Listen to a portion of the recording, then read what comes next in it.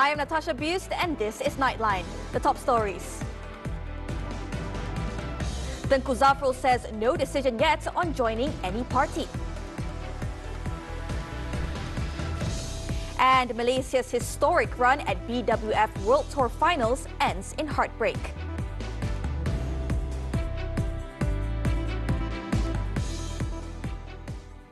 Datuk Seri Anwar Ibrahim has confirmed that preliminary discussions have taken place regarding the possibility of UMNO Supreme Council member Datuk Seri Tengku Zafrul Abdul Aziz joining PKR.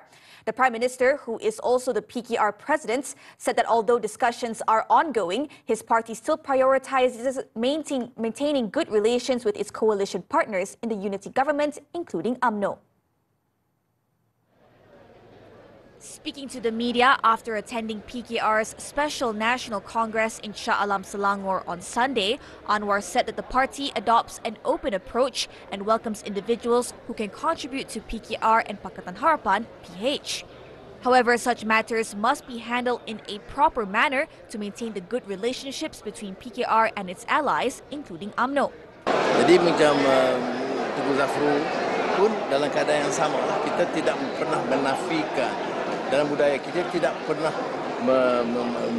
mengajak orang, tapi kita sedia bincang kerana parti ini terbuka. Anwar said this in response to media reports alleging that Tengku Zafrul, who is also the Investment, Trade and Industry Minister, would leave UMNO to join PKR.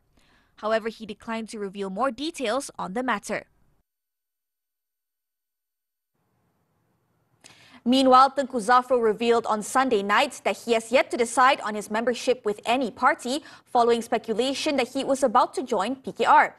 He acknowledged that discussions about the matter had taken place, as previously mentioned by the PKR president. However, he clarified that no discussions were held regarding state-level positions or by-elections. In a statement posted on his Facebook page, Tengku Zafrul expressed surprise at remarks made by UMNO leaders concerning his position. He further noted that since the issue was first raised, he had not received any communication from the UMNO leadership seeking clarification on the matter. Despite this, Tengku Zafrul stated that he adheres to the principle of making decisions with full respect and officially informing his party's leadership. He also reaffirmed an individual's right to choose their political path, emphasizing that without compatibility, it would be impossible for anyone to provide the best service to the people. In the meantime, UMNO has emphasized that it will never accept or allow any form of party hopping among members of the unity government. Its Secretary General, Dato Ashraf Wajdi Dusuki, said that such actions would only jeopardize the government's stability.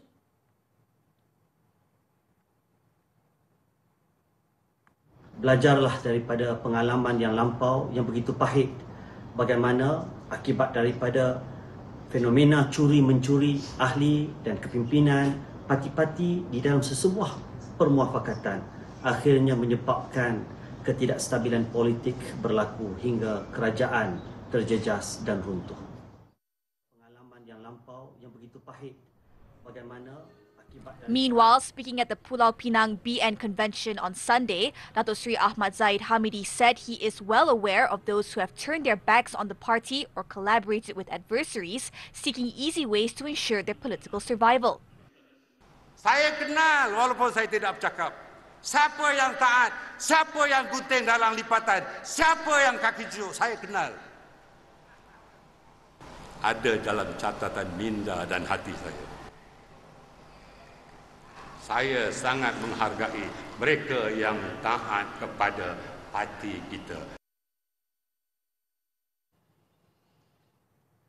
PKR President Datuk Seri Anwar Ibrahim has urged that the party's election process be expedited to facilitate its leadership transition in line with the democratic principles it holds.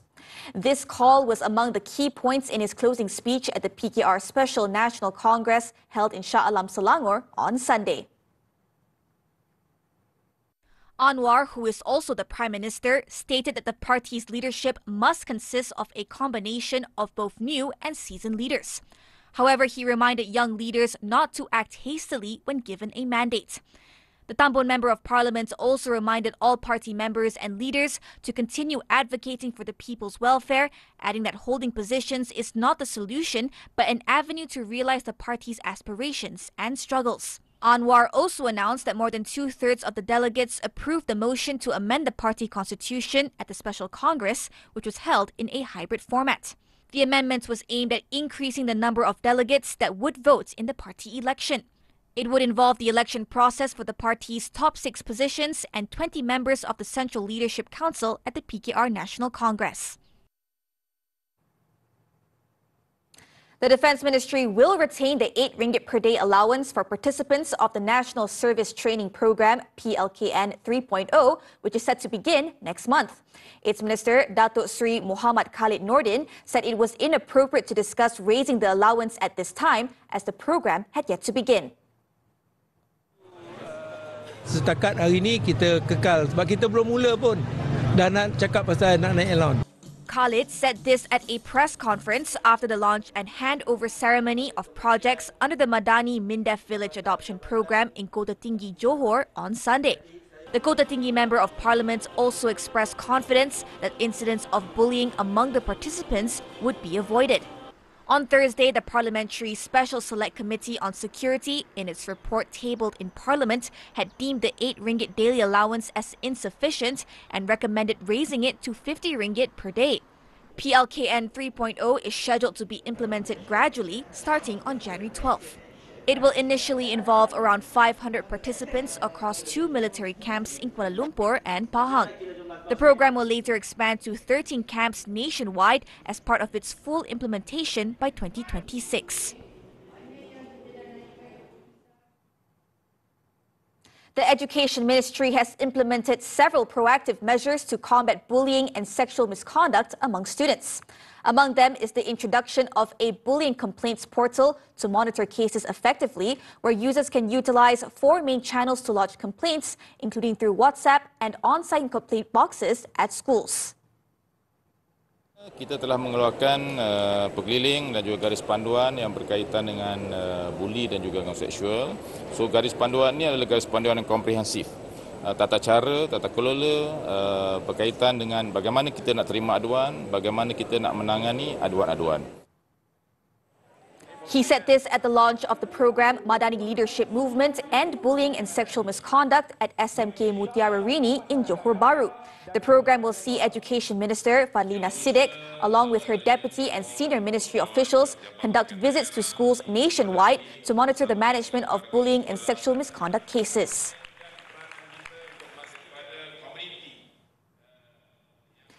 Cases of sexual assault against children have risen over the past 5 years, with a total of 6,462 cases reported between 2020 and 2024. This increase is attributed to several factors, including inadequate parental supervision and the unregulated use of social media. During a special Buletin TV3 edisi khas podcast, Bukit Aman Criminal Investigation Department CID Director Datuk Sri Muhammad Shuhaili Muhammad Zain revealed that a total of 1,028 cases were recorded in 2020. The number of cases then rose steadily each year, exceeding 1,700 by 2024. He also noted that the actual number of cases could be higher as many incidents remain unreported. Sistem ada, kadang-kadang the system defeats dia punya purpose sendiri. So itu yang 18 hingga ke 11. Mereka yang melakukan jenayah seksual bawah umur sekarang ini yang di luar daripada akal kita ialah seawal umur 9 dan 5 tahun yang terbaru. Shuhaili also believes that new and more relevant legislation is needed to address child sexual assault crimes in this country more effectively. Meanwhile, Muhammad Shuhaili highlighted that many high-profile murder victims in the country knew their killers, as random murders rarely happened in the country. Mangsa dengan pelaku saling mengenali. Okay. So dalam arti kata lain, random killing or random murder ni kurang di Malaysia. Okay. So dalam konteks ini yang membimbangkan saya, nilai sebuah nyawa dalam persahabatan, dalam kekeluargaan. Apakah nilai nyawa itu? Adakah ianya juga terpengaruh dengan media sosial yang tidak meletakkan nilai dalam kehidupan? Muhammad Shuhaili added that 2024 has been an especially challenging year due to several high-profile murder cases, including those of Nur Farah Kartini, Zain Ryan Abdul Matin, and Istiqomah Ahmad Rozi, better known as Cikgu Istiqomah. Nevertheless, the majority of these cases have been successfully resolved and are now proceeding to trial. A 28-year-old security guard previously sent to the Henry Gurney School for raping underage minors faced the Moore Sessions Court on Sunday for allegedly raping a 15-year-old student, resulting in her being 5 months pregnant. The accused, Muhammad Zainuddin Zahir, who is unmarried, pleaded not guilty after the charges were read to him by an interpreter before Judge Sayani Muhammad Noor. According to the charges, the alleged rape took place at a house in Batu Pahat between 12:30 a.m. and 1:30 a.m. in mid-June. Earlier this month, medical officers at the Sultana Nora Ismail Hospital alerted the police after they found the minor was pregnant following a medical checkup. Aside from 2 prior rape offences in 2012 and 2014, police records revealed that Zainuddin also had a criminal history involving burglary and vehicle theft in 2013. The court set January 15th for document submission and for the defendant to appoint a lawyer.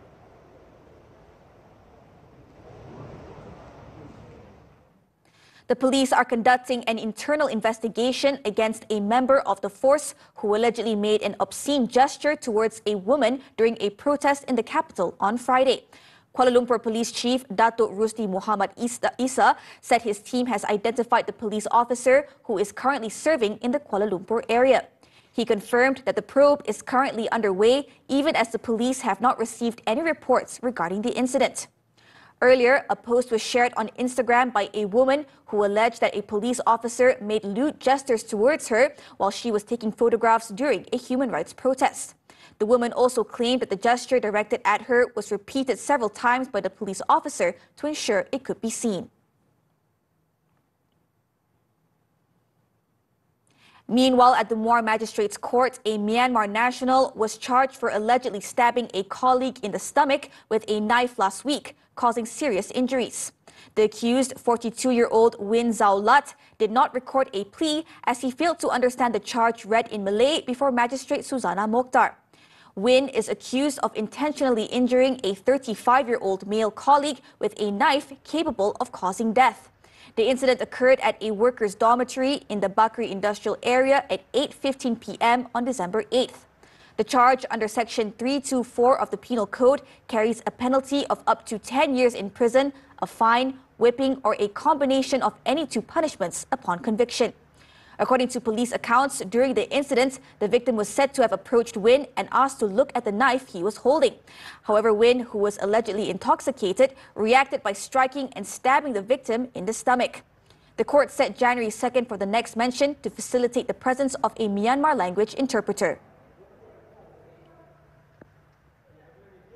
The Motor Sports Association of Malaysia, MAM, have confirmed that the Sandakan Drag Battle R3 held on Saturday was not sanctioned by the national governing body. In the incident, driver Abang Adib Haji Abang from Brunei's team Pro Street KB tragically lost his life after his car crashed during the event.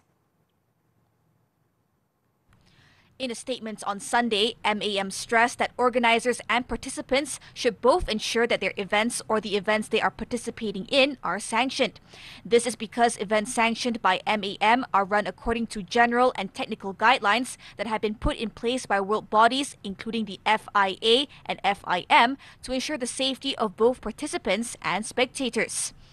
In August, MAM, together with the Youth and Sports Ministry, had issued 2 new guidelines for the organization of drag and motocross events to combat safety issues in motorsports. In the 4:44 p.m. incident on Saturday, the Honda vehicle driven by the victim lost control and veered off to the left of the race circuit after crossing the finish line. He was then left trapped in the vehicle before being extricated by the fire department. The 36-year-old victim, who sustained serious injuries, was pronounced dead while receiving treatment at the Duchess of Kent Hospital at 5:25 p.m. Majlis Amanah Rakyat MARA chairman Dato' Ashraf Wajdi Dusuki has made another plea to actress Rosita Chewan and her eldest son Amar Effendi to discuss repayment of a debt of nearly 1 million ringgit. In reiterating the call to the 51-year-old actress, better known as Cheta, Ashraf said so far neither the actress nor her lawyer had approached MARA on the matter. It was reported that MARA was moving forward with bankruptcy proceedings against Cheta and her 28-year-old son. The action came after they failed to settle the debts within the 7-year period, despite numerous attempts by MARA to recover the money, including taking legal action. The debt had been outstanding since 2017. The loan, amounting to 960,000 ringgit, was issued to Rosita's company, RCW Worldwide Sundram Berhad, with both Rosita and her son serving as guarantors.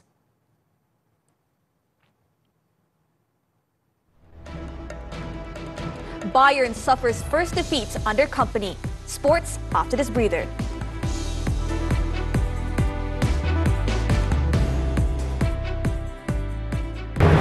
Kalau kita berjaya menyampaikan amaran bencana dengan tepat, maka kita dapat bersedia menghadapi bencana dengan lebih baiklah. Sekarang kita akan menuju ke PPS. Semua pakai life jacket.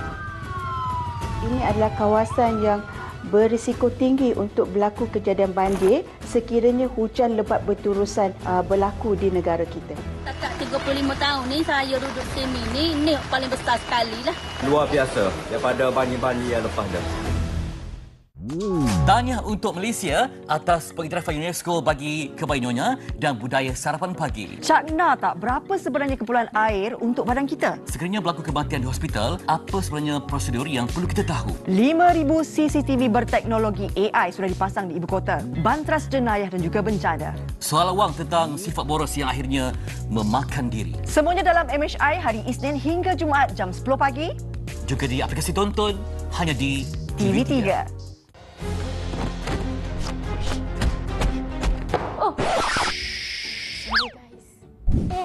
Guys, dekat tonton ada pelbagai drama dan filem Korea nombor 1. Seronoknya layan OPA sampai pagi. Mak turun aplikasi tonton, semua favourite anda ada di sini.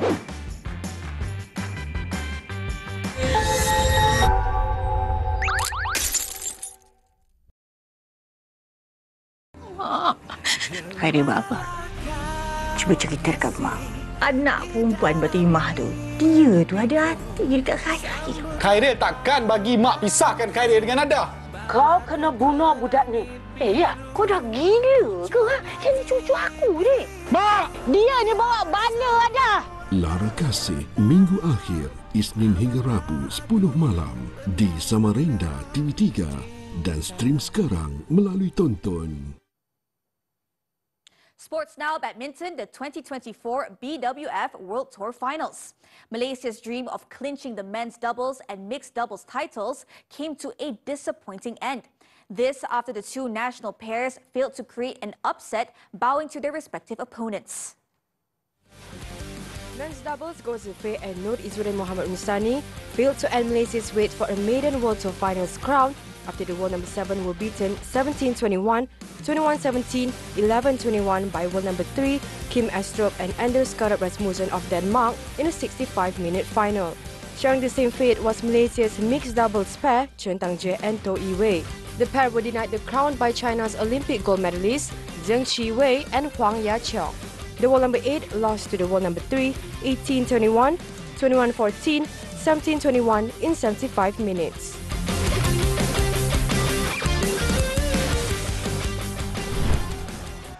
Earlier in the men's singles category, China's Shi Yuqi delivered a commanding performance to defeat Denmark's Anders Antonsen in straight sets 21-18, 21-14. China's dominance continued in the women's singles category as Wang Jiyi overcame her teammate Han Yue 19-21, 21-19, 21-11, ultimately contributing to China's impressive haul of 3 titles in the tournament. The women's doubles title went to South Korean pair Baek-hana Lee So-hee, who dominated Japanese pair Nami Matsuyama Chiharu Shida in straight sets 21-19, 21-14 in 17 minutes. On to football, the German Bundesliga. Bayern Munich suffered their first league defeat of the season after they were humbled 1-2 by Mainz. Mainz opened the scoring 4 minutes before the break as Armindo Sieb delivered a cross that scuffed off Michael Olise into the path of Lee Jae-sung, who calmly slotted the ball past Manuel Neuer. The Korean international then doubled the visitors' lead on the hour mark with a fine effort. Bayern managed to score in the 87th minute through Leroy Sané, but it proved to be just a consolation as Mainz held on to their slimmest lead to secure a historical 2-1 win. Despite the defeat, Vincent Kompany's side remained top of the table, 4 points ahead of Xabi Alonso's Bayer Leverkusen. The Portuguese Primeira Liga now. Francisco Trincão scored a brace as Sporting Lisbon finally broke their losing streak after beating Boa Vista 3-2. Sporting opened the scoring just before the half-hour mark as league's top scorer Victor Gyökeres rounded Boa Vista's goalkeeper and slotted the ball home. The visitors, however, leveled the score just before half-time through Robert Bozanic's darting header. Just 4 minutes after the interval, Trincão gave Sporting the lead after tapping home a cross from Maxi Araujo, but Boa Vista again drew level in the 58th minute through Bruno Oyamechi's strike. Trincão scored the winner in the 66th minute with a splendid half-turn shot to put an end to Sporting's winless streak. With the result, the Thiago Teixeira side extended their lead at the top of the table to 5 points above second-placed Benfica.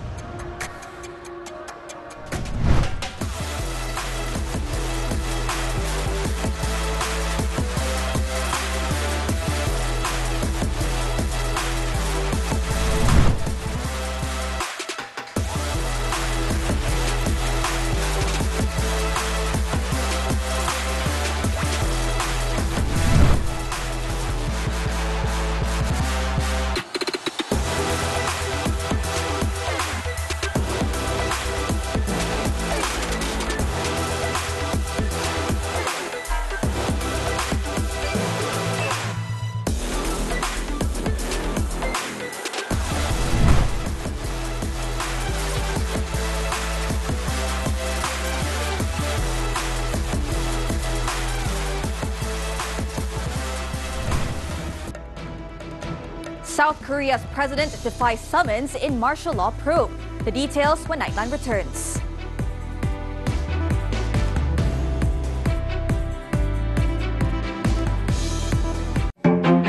Sayang, nampak jam saya tak? Alah, awak yang tak kemas betul-betul. Semaklah, serabut tau. Hidup ini keras. Kita patut bertolak ansur dengan pasangan kita. Kita kena ambil berat, ambil peduli dan saling berkongsi kesenangan dan kepayahan kerana ia adalah penghubung kasih sayang.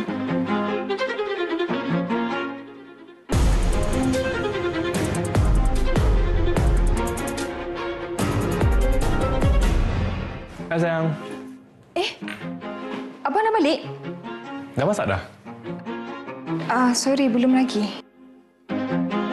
Kita sentiasa berharap untuk dapat pasangan yang terbaik untuk kita. Namun, tak semua kesempurnaan dapat kita kecapi.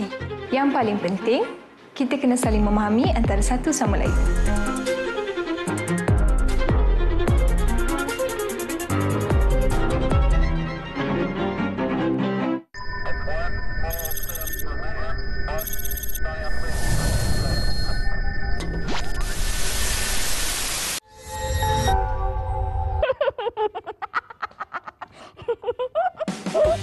Tak tahu nak tengok drama Korea dekat mana? Dekat tontonlah korang. Ada pelbagai drama dan filem Korea yang best untuk anda. Mak turun aplikasi tonton sekarang.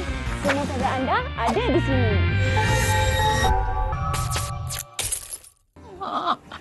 Khairi buat apa? Cuba cerita dekat Mak. Anak perempuan bertimah tu, dia tu ada hati dekat Khairi. Khairi takkan bagi Mak pisahkan Khairi dengan Nada. Kau kena bunuh budak ni. Ya, kau dah gila ke? Ini cucu aku ni. Mak, dia ni bawa bana ada. Lara Kasih, Minggu Akhir, Isnin hingga Rabu 10 malam di Samarinda TV3 dan stream sekarang melalui Tonton. We're back with news from the foreign front. South Korean prosecutors have confirmed that President Yoon Suk-yeol failed to comply with a summons issued for Sunday, adding that a second summons will be sent shortly. The initial summons was sent last Wednesday, requesting his appearance at the Seoul Central District Prosecutor's Office at 10 a.m. local time on Sunday. A prosecution official confirmed that the summons was delivered to Yoon's office, but declined to comment on whether Yoon had provided any explanation for his non-compliance. Following this, prosecutors, who are also seeking arrest warrants for senior military officials, including the head of the Army Special Warfare Command and the chief of the Capital Defense Command, plan to issue another summons for the president on Monday. The president's reported failure to appear came a day after South Korean MPs voted to impeach him over his unsuccessful attempt to declare martial law almost 2 weeks ago. Zionist air forces have carried out dozens of attacks targeting military and ammunition sites across Syria as the de facto Syrian leader warned against the incursion but added that his country does not want a new conflict. Over the past 12 hours, more than 60 Zionist airstrikes have targeted Damascus and its outskirts, part of about 800 air raids since the removal of President Bashar al-Assad. Zionist forces have also destroyed roads, power lines and water networks in the southern eastern Quneitra region after people refused to follow their orders to evacuate. It was reported that Zionist tanks are currently stationed in towns and villages in Syria's southwest. In the meantime, the leader of Hayat Tahrir al-Sham and the de facto leader of Syria's new administration, Ahmed al-Shara, said Israel can no longer justify its actions in Syria, but stressed that his country was not in a position to be drawn into a new conflict. Meanwhile, Zionist troops killed at least 22 Palestinians, most of them in the northern Gaza Strip on Sunday in airstrikes and other attacks on targets that included a school sheltering displaced Gazans. At least 11 of the dead were killed in 3 separate Zionist airstrikes on Gaza City houses. 9 were killed in the towns of Beit Lahia, Beit Hanun and Jabalia camp, and 2 were killed by drone fire in Rafah. Clusters of houses were also bombed and some set ablaze in the 3 towns. In Beit Hanun, Zionist forces besieged families sheltering in Khalil Awida school before storming it and ordering them to head towards Gaza City. Several people were killed and wounded during the raid on the school. The exact number of those killed, however, was not immediately clear. So far, there was no immediate comment from the Zionist army.